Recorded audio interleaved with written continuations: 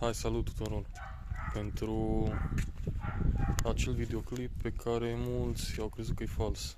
Am poziționat, arătam compoziția asta cu țeava în spoiler. Să sperăm că nu se sparge nici de data asta. Tura trecută a fost aici pe partea stângă. În mașină nu-i nimeni. Bineînțeles că e scosă la liber. Să sperăm că nici iepurașul la noi pe aici care să tragă mașina.